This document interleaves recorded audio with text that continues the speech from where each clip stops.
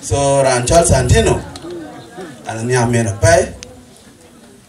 le rujul che jam ka juhaj jam de ko ko chen mar ko Amuor man wa ma te wedi nyan pakam eni chan gwa ker yina o garwa alo la baden tweet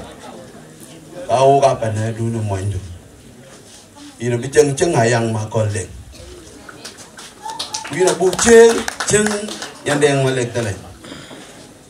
ko when elwe ta by a community leader and what of you no I can see repeat pan ken awoga the young leaders coming up pan it na ek lwel ku wala lwel tong wala lwel yep ko ga jam ko dil piengo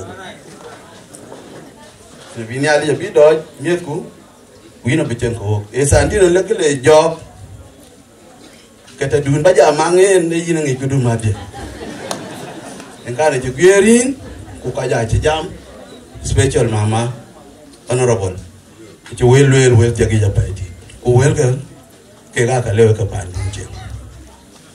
ira an te ge o ga bu ko ke yi wa ka pa kol le ke la tar ba pa andu o ga pa ko ken si sana ambassador nya no wundat ko wi bu mok wundet ko bu ko bi ban ben ko bo gam ci mun je le na le ran ko je ko ba akol chang mai an bu ndia ba ba tin we chan we ga ko pa. By the way, this is it. We have to make intermarriage among ourselves because kabamenti bijala nga ke tonda kunga ke diamda kunga telen ke loye ke tan wa ka jo we le ke loye ko pa anda ten ke election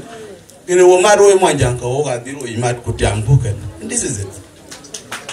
In we go ke bar kazar ko por ke let's forget will not take us anywhere o ga mwanjang